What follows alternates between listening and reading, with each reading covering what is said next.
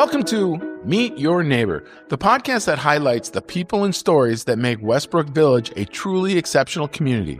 I'm your host, Steve Marilla, local realtor, neighbor, and proud member of this vibrant community. Each episode, we sit down with residents to learn about their careers, life experiences, and what brought them to Westbrook Village. It's a chance to connect, share, and celebrate the unique journeys that shape our neighborhood. Thanks for tuning in. And now, let's meet your neighbor. Today's episode is especially meaningful. I'm honored to sit down with Sandy Lehman, a woman whose story is rooted in family, resilience, and giving back. Sandy grew up in a small lumber town in northwestern Montana, an upbringing she remembers fondly for its simplicity, close-knit community, and strong values. At 18, her family moved to Minnesota, which became home for most of her adult life and where she built deep roots of her own. This episode is different from our usual conversations because it centers on something incredibly close to Sandy's heart. We're here to help promote a fundraising golf event benefiting multiple sclerosis, a cause that became deeply personal when Sandy's daughter was diagnosed with MS. What began as a challenge quickly turned into a mission, and Sandy has poured her love, energy, and determination into raising awareness and support for this disease. Sandy also shares how much she loves living in Westbrook Village and the incredible sense of community she has found here. She speaks passionately about the support, generosity, and togetherness that makes Westbrook such a special place, especially when it comes to rallying around events like this. It's a reminder of how powerful a community can be when people come together for a cause that truly matters. Now, let's meet your neighbor. Hello, Sandy. Hello, Steve. How are you? Well, I'm well, thank you. And you? I am great. It's nice. We're doing this podcast in your home. You have a beautiful home, by the way. Thank you very much. Yeah, and it's just another beautiful day in Westbrook. We are so lucky and blessed. We are, especially. I'm from Wisconsin originally. I don't even know where you're from originally. Where are you from? I grew up in northwestern Montana. Northwestern Montana? Yep. What was it like? That's northwest of Missoula? Oh, way northwest. We were near the Canadian border and the Idaho border. Oh, kind really? Yep. Way in the mountains. And I grew up in a little lumber town called Libby, Montana. Oh, wow. And I think I had the best growing up years of anyone I know. Oh, I bet. I would go back there in a heartbeat. Really? So a lumber community. So it was all woods, forest? We're in the forest. Yeah. Definitely. Yep. Yeah. And many of the people who lived there made their living at the lumber mill. Okay. My father was one of them. Yeah. He was a salesman there. And we also had mining around us, ore mining, zonolite mining, a couple of different industries. Really? But it was a small town. You knew the business people on Main Street. They knew you. And it was just a wonderful life. I'm so fortunate. So when you say small town, 1,000, 500? Well, let's put it this way. My graduating class was 100. 100. 100. Okay. So that gives you a feel for it. But for me, I think most people are 300, 500, right? Right. I was 100.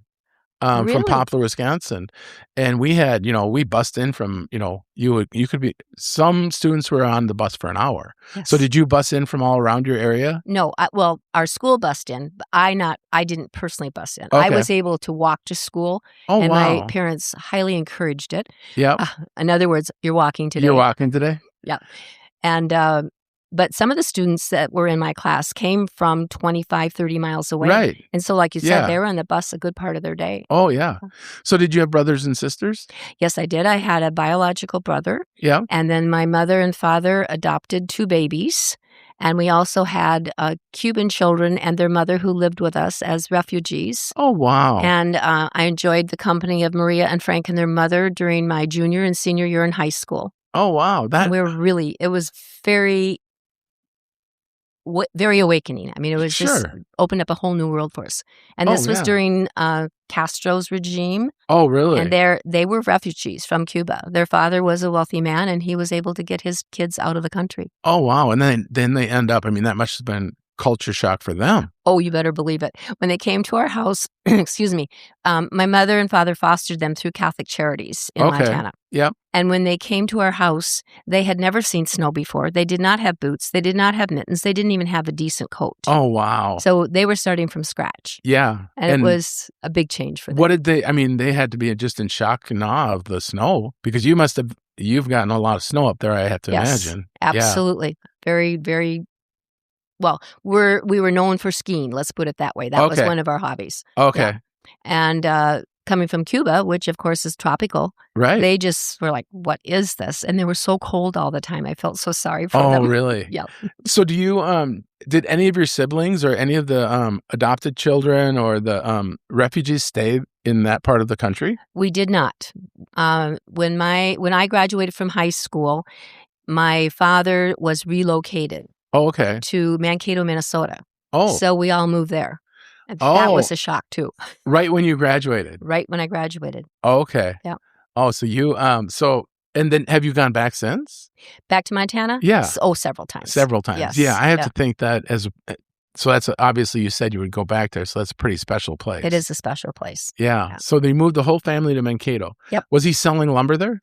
He was a lumber salesman, and he traveled and visiting lumber mills and bringing lumber from St. Regis Forest Products in northwestern Montana to the Midwest. Oh, okay. Yep. Wow. That is interesting. Yep. So did you graduated and then moved? Yes. So were you the youngest and I was the oldest in the family. You were the oldest? Right. Okay. So you had siblings that were in high school in Mankato. They had to adjust to that. That was a big change. Yeah. Mm-hmm. And then you, where'd you go from there? Well, I stayed in Mankato with my parents, and I started college there. Okay. And that's where I met my first husband. Yeah. And I didn't really enjoy college as much as I thought I would. I wanted to be a nurse. Okay. And so my parents financed it and let me go to nursing school in Rochester, Minnesota. Yeah. And we had a lot of contact with Mayo Clinic, so it was very, very good school. Okay. But while I was there, I decided I didn't really want to be a nurse. I wanted to be a doctor. Oh, really? So I went back to college. So you went back to college to be a doctor? Yeah. Oh, wow. So, but however, at the same time, my college sweetheart and I got married. So that kind of ended my college career. Oh, gotcha. All right. Fascinating. So, didn't like college, went to nursing, and then wanted to go back to that's awesome. So, when you started your family life, did you stay in Minnesota? Yes, we did. We were in Mankato for a few years, and then from there we went to Minneota, Minnesota. And my husband at the time, his family lived in Minneota, and his father owned a Chevrolet dealership. Oh, okay. So he was one of 12 children. Oh, wow. And he went to work for his father as a car salesman. Okay. Yep. And we were there for a while, and then his father decided to sell his car dealership. He was having some health problems. So we moved to Kearney, Nebraska with Schwann Sales Enterprises. Oh, okay, Schwann. Which is defunct now, unfortunately. Yeah. Yeah. And we were there for a while, and then we moved back to Marshall, Minnesota. Okay. Yeah, Marshall, and Marshall, Minnesota is where the Schwann family was from, right? Exactly. Yeah, because I knew some of the Schwann kids. You did? Yeah, they started a business called Grill Works, and they made grills that would go over your forced air vents that would fit in with hardwood flooring. So instead of having the metal vents, they would make wood vents that would go in the floor for forced air. Beautiful. Yeah, well, small world, isn't it? Very small world. Yeah. So then you spent most of your adult life in Marshall? I did. My husband and I divorced eventually, and I was working for Lincoln, Lyon, and Murray County Human Services and Welfare Department. Okay. And I actually retired from that business. Oh, so you liked that then? I loved it. Stuck with that one. Yep. Right. I started in the accounting department, kind of moved my way up through the ranks. And shortly before I retired, a couple of years before I retired, I was the director of the agency. Oh, really? Yeah. Wow. That had to feel pretty good. It was awesome. It was a great experience. I was lucky. I was really lucky. Nice. Yeah. And then, so you retired, and what'd you do after that? Well, before Chuck and I retired, we bought a lake home in northwestern Wisconsin. Okay. So we had found Westbrook Village in 1991. So 91? Right. Holy moly, that was a while ago. Yeah, kind of a cool story behind that. Well, so we always knew. I will. Okay. Yeah. So his parents lived in Sun City West. Okay. And we would travel to them holidays, Thanksgiving, Christmas, whenever we could. Yeah. And we took a super shuttle from the airport to Sun City to visit his parents. Yeah. And on the ride to our destination, a young man was getting dropped off in Westbrook Village. Really? Okay. And we'd never heard of Westbrook Village. We had looked at different retirement communities. We liked Sure. Sun City West, but we weren't sure that it was the right fit for us. So we were still looking. Anyway, so it was dark, and the young man said, well, I don't know my parents' address, but I think I can find it. Oh, And this was in really? 1991. Okay. So phase 1 was fully developed. We had the Okay. golf courses. Phase Yeah. 2 was getting started. And so we got a real big tour of Westbrook Village. Yeah, trying to find the house Trying to amongst the house that all look the same. Yes, and he said, Right. I'll find it, he said, because it's on the golf course. Okay. Okay. So anyway, so we dropped him off. We got to Chuck's parents' home. And the next day, we decided to look at Westbrook Village in the daylight. Okay. Yeah. So we had breakfast at the Lakes restaurant, which Yep. now is called Charlie's. Yep. And at that time, everything was brand new, Sure. so it was lovely. And the view was to die for. Oh, And wow. if you've ever sat at any of those tables on the window side Yep. and looked out over that water feature, Yes, it's amazing. That hole number 9 is beautiful. Yep. Yeah. So we went back to Chuck's family and asked him if he asked his dad if he knew any realtors, and he had a friend who was a realtor who had a friend who was a realtor. Long story short, he took us to look at some property in Westbrook Village, and we made an offer on a condo. Really? Yep. In 1991. In 1991. So Bobby Barton, who's a realtor here, Yes. we were talking about that earlier, who is probably my family's favorite realtor next to me, I think. Mhm. Maybe. It's probably a tie. Yep. Was she in the business back then? Or I don't think so. I don't remember when she and Bruce moved to Westbrook Village, Okay. but we were not doing business with her at that time. Okay. We didn't know of her. You I'll didn't say know it of her. that- Okay. Right. Yeah, But you're related to her, right? we are. Or Her husband cousin? was my first biological cousin. Okay. Yeah. All right. Okay. I knew there was something Yeah. there. So 1991. So did they build was the casino already built, or did you have it built? Yes, it was for you? already built, and we bought it from a family whose father had passed away. It was his casita. Okay. Brookside Gardens, are you familiar Yep. with that area? Yeah. Okay. So it was perfect for us because we wanted to use it as a rental property, Yeah. get a toe in the market, so that when we were ready to actually purchase our retirement lodging, home, condo, whatever Yeah. it was going to be, Yeah. we would be prepared. Sure. And Hey. we were very lucky that way. Well, and you got to come down. Did you use it then We also? did use it occasionally. Okay, occasionally. Yep. Yeah, but you got to taste the neighborhood, and Yes. at that point, I know we always like to end with talking about Westbrook, but obviously Westbrook is part of your life from 36 years ago. Exactly. At that time, what drew you to it at that time? You weren't even retired, and there wasn't pickleball at that time. No. Well, we were golfers. Okay, We were you were golfers. We were golfers. both very avid golfers. Okay. And it had just one golf course at that time. Okay, just had the lakes. Yep, just had Yep. the lakes course. And we, when we'd come down to visit Chuck's mom and dad, sometimes we'd stay at the condo. It just depended on whether or not it was rented out. Sure. But we got to know people from the golf club. Yeah. And so we made new friends. Made new friends, and that helps. Oh, I definitely. mean, yeah, for sure. They called us the kids. The kids. Yep. Hey, that's what they call me now. I bet they I do. know. I love it. But I don't feel like a kid. I feel sore all the time. My body hurts because I'm trying to keep up with you people. You guys have been training for 30 some years for this retirement. I'm not there yet. So You'll get there. Yeah, it's not easy. So you're coming and going. So now you're spending most of your time in Rice Lake, or In the summer, Marshall? we're in Rice Lake. Yep. And in the winter, we were here when we retired. When you retired, Yep. but you spent a lot of time not retired living in Marshall, right? Oh, Correct? exactly. Yes. Yeah. That's Chuck had his own business. He was a court reporter, Okay. and he employed freelance reporters who traveled throughout the state of Minnesota doing okay. jobs for attorneys. Sure. And then when he was ready to retire, he sold the business to my daughter and her husband, Oh, really? and they moved it to the Twin Cities. Oh, and they moved the business to the business Twin Cities. itself. Do they Yeah. still have the business? No, they are not. They sold the business and they are retired. Wow. Yeah. 'Cause, I mean, everybody retires eventually. That's good. Yeah. But that's awesome that the business made it through another generation. Oh, they actually made the business explode. really? They took it to a whole new level. Oh, that's great. Yeah. Yeah. That was the exposure of being, because they were in the Twin Cities, Yeah. they were exposed to bigger law firms, Yeah. more things that were happening, and they did work all over the United States. Really? Mhm. Yeah. So what was it? So you're getting close to retiring, and you're spending a lot of time in Rice Lake. What drew you to Rice Lake?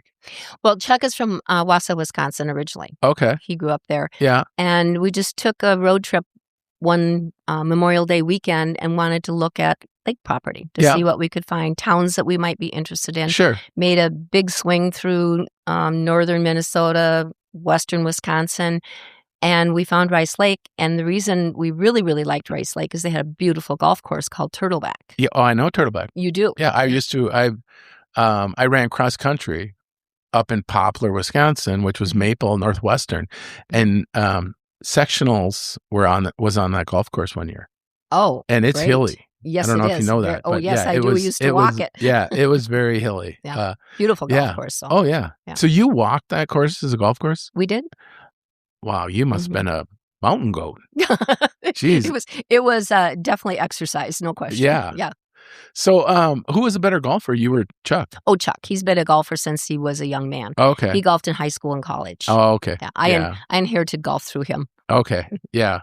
It's hard to, if you don't play golf when you're in high school and you try and learn in your 30s like I did, you never become a golfer as good as someone that learned as a child. I think you're right. It's just they just know it so well, and they have a swing. I hate Chuck. Nice golf swing. I see him on the driving range, and he does have a very nice swing. Yes, he does. Yeah. But I have the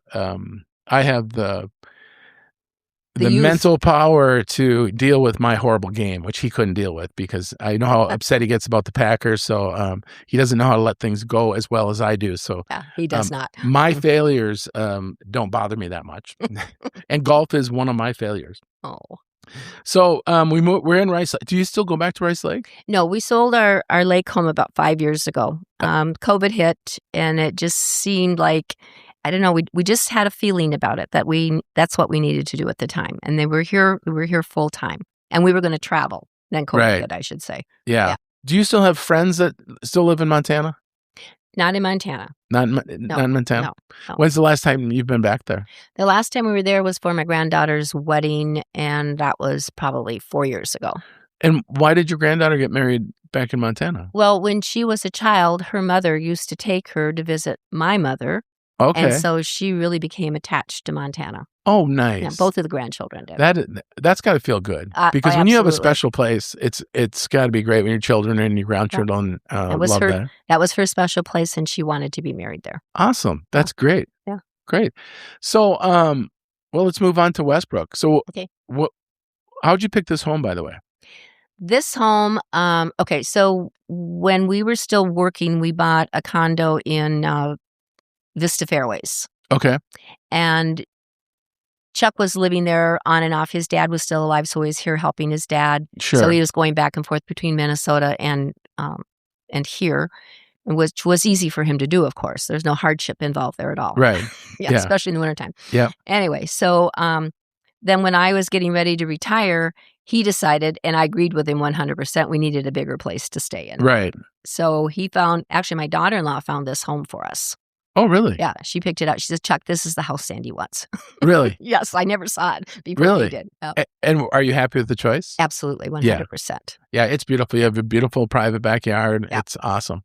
So 1991 till now, what's the biggest changes that you've seen in Westbrook? Can you think of anything that's a big change? I mean, obviously there was tennis courts on both sides. Yes. Well, I think pickleball has brought a big change to Westbrook Village. I bet. I do. It certainly did in our lives. Chuck still golfs. I don't golf anymore. I started playing pickleball, and that's what I wanted to do. That's all I want to do. I mean, not all I want to do, but I don't want to golf and also play pickleball. Right. And Kirsten, when Kirsten and I moved here, she thought she was going to learn to golf, and then she found pickleball. Right. And I'm like, $6,000 a year or $25 a year. Exactly. I like pickleball. Exactly. And it's exercise. Yeah. And yes. Looking at the two sports, I love golf and I love pickleball. But golf can be very frustrating, especially if you've never played it. I have a T-shirt that says, if you haven't played golf, don't start. Because it's kind of a good advice. Yeah. But pickleball, you feel like a winner in your first game. I think I've always thought I was better than I was in pickleball. Mm-hmm. And that's how everybody thinks. They always think they start out now, I'm a 3.5, I'm a 4.0. Oh, yeah. But you enjoy it throughout. Learning to golf, you don't enjoy until you get to a certain level. There's a lot of frustration. Of frustration. So, yeah. And I bet you that was big for this community because I know Mike Barnett was part of the changeover. And you must have been here when they changed over. We are charter members. We were Okay. part of that movement The where move. the residents bought the golf courses. Oh, okay. We bought them from UDC. They were going to sell them to a third party, Oh, really? which meant we would have no control over our golf courses. And Oh, wow. we wanted to avoid that. Yeah. So I don't remember what it was. Several thousands of dollars each person put in. Okay. And so we're stockholders in the Okay. golf course. Yeah. And that's that's a valuable asset to this golf course or for this community. Oh, no question about it. Yeah, No because you hear about golf course going bankrupt all the time. Yep. Yeah. Wow. So, but back to pickleball. Were you part of the movement when they changed the tennis courts? Because I No. understand that was a big to do. Yeah, I was not No. part of that. So, when you retired, the pickleballs were already here. Pickleball courts were already here.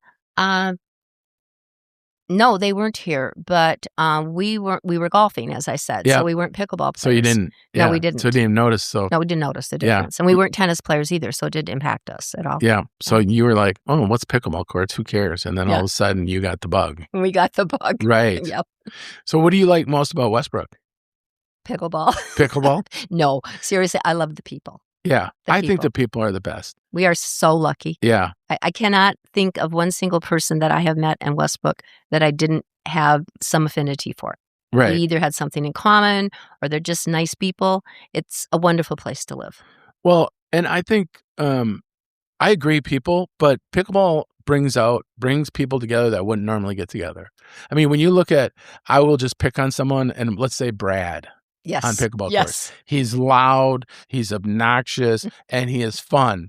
Yeah. And you would never get to know him because the only time you see him is in the pickleball court. Because everyone goes home and does their things. He's a big reader, and he's always working on books or whatever he does. Yeah. But when people come out for pickleball, they come out for pickleball. It's 2 hours of talking, playing with different people, and you really get to know that you cannot hide your personality on the pickleball court. It will come out. It almost feels like your kids again. Yes. I don't know how else to explain it. And most of the people I play pickleball with are much younger than I am, and I love it. Yeah. It is so refreshing. Oh, I told people when I first told my friends I was getting into pickleball, and they go, "What's it like?" I go, "Well, just imagine you go out and you're athletic, or you think you're athletic, and you get beat up by 90-year-old women." I mean, that's what it was. You're just, we just had the party for Liz, Exactly. and it's like, oh my gosh, can you take it easy on me? Yep. Yeah, it's a great sport. I'm so glad it's here. Yeah. So. And then you see people come with their children or their grandchildren, these little kids, and they can just hit that ball. Oh yeah. It is amazing. Yeah. I mean, it's a sport for all ages. Oh yeah. Yeah. There's many different levels. Definitely. And yeah. And you can make it what you want to make it. Sure. I mean, I love super competitive for me, but then I love going in the mornings, and if I get there early, there's only 4 people, so you're gonna just play with whatever 4 are there. Whoever is there. Yeah. And it's I think Chuck Swiggle. Quig, yes. He shows up and it's super windy, and he goes, "Hello, addicts." And I'm like, that's exactly what it is. Who else would be? Because you go to the courts thinking nobody will be there. Yeah. Nobody's going to play in this weather. And then they're there. Yep. Yeah, it's pretty interesting. So let's get to why we're doing this podcast today and why we're getting it out. You are, is it a co-chair? Margie Newman and I are co-chair for a golf tournament, which is going to be held on April 1st in Westbrook Village. And it's a fundraiser for MS. Yep. Margie's grandson and my daughter have MS. Yep. And we were talking about it one day, the things that we have in common and what it's like to deal with as a family member. And she said, let's have a fundraiser. Yep, that's Margie. Margie, she is amazing. Yes. And I said, well, I think that sounds like a good idea. How do we get started? What should we do? She said, let's talk to the Arizona MS Society. And she had a lot of experience with fundraisers because a very dear friend of hers passed away from ALS. Okay. And so she was doing that, of course, to help her friend. Sure. And this is just a natural for Margie. Yeah. I mean, it's easy to follow in her footsteps because she knows exactly what she wants to do. Right. And anybody younger, you wouldn't keep up with Margie. It's like, no, she doesn't stop. She doesn't. Yeah. I don't know how many things she's running right now. She's got me going to like 3 and 4 meetings a week. I know. It's like once a month was good for a while. You know? And that's awesome. And so can you tell me a little bit about MS? Because we talk about it. How does it affect people? Well, it affects people differently, which is one of the difficulties in finding a cure. Okay. Because there are so many different aspects.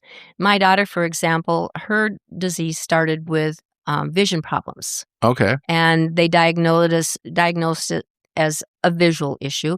Yeah. MS didn't come into it at that point, but that was in when she first had her vision problems. She was in college, and she went to a couple of doctors, and they just said she had optic neuritis. And it was kind of like they couldn't really figure out what it was. Sure. But then she started having other things, like she was having balance issues and just little niggling things that were causing her discomfort. And she went to Mayo Clinic to get a definitive diagnosis of her disease, of what it was, so it could be treated. That's when she was diagnosed with MS. And was that during college still, or was that quite a bit after? It was after college, because she had the optic neuritis in, let's see, what year did that start? In 1987, when she was going to college. Okay. And then she was finally diagnosed with MS in 1997. What, 10 years? Yes. Well, 10 years they did not knowing. Not knowing. And that was the hardest part. Yeah. Because there really wasn't any treatment for it at the time anyway. But the issue is they didn't have a definitive diagnosis. They finally were able, through CAT scans and other more invasive things, able to come up with a diagnosis for her. Okay. And it was MS. And that had to be earth-shattering for her. It was horrible. Yeah. It was horrible. She was mother with 2 young children. Yeah. Yeah, it was awful. And at that time, she was not married, so she was raising her children by herself. Oh, wow.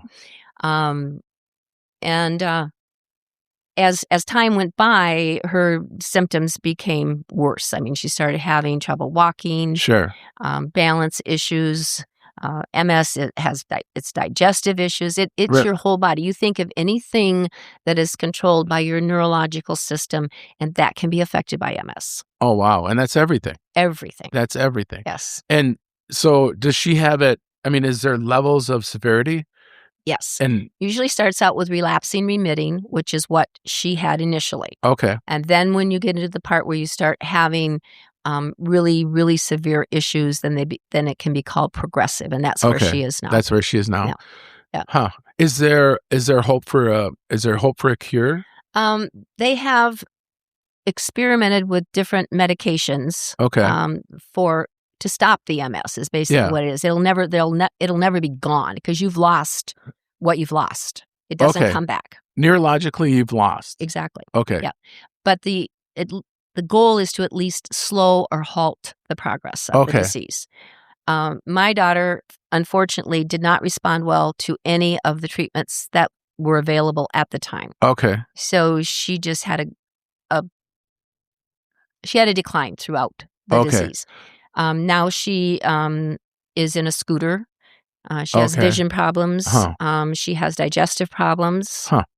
And she's very, very strong. She works very, very hard to keep herself strong. As strong as she can. As she can. Yeah. She has taken up Pilates, and she has an instructor. Yeah. And so that's helped her some. She feels that it's helped her. And she has a husband, Eric, who is just the most amazing man. It has to be a saint. He is. Yep. And he knew she had MS when he married her. Yeah. He knew what they were both going to have to fight with. Yeah. Maybe there's a reason he got there. Oh, we have a little dog that wants attention. Okay. No, that's all right though. Yeah. That's part of podcasting. He probably realized you're getting a little sad and came to cheer you up. There he goes. Yeah. Yeah. He's awesome. So our goal with the golf tournament is to raise $50,000. That's what Margie said. Yep. So everybody listening, you do your job. And where can we go to find information for listeners that want to go find information about the golf tournament? Right. So there will be flyers posted in the bulletin boards near the golf club, and they will have lots of information for people there. Sure. They can contact me or Margie. We're more than happy to send out information or deliver information to anybody who wants it. This is one way that we're advertising it. And I will put your I'll put your numbers Perfect. in the show notes. That'd be great. And maybe your emails. That'd be perfect. If that's all right with you. Absolutely. Yeah, because then they can reach out. So and hopefully they find a cure. Date? Yeah, let's talk about the date. Okay. Why is it on April 1st? Oh, because that's the date Brandon gave us for the golf course. Okay.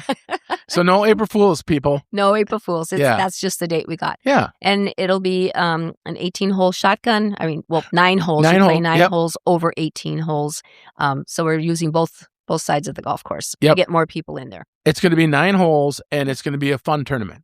If you're a big ringer coming in, don't waste your energy. Probably we're going to have fun that day, right? Exactly. And we're going to be in a good mood. And your daughter's going to speak there, correct? Yeah, after the golf part of it, we'll be having a gala at the Lakes Ballroom, which will include dinner.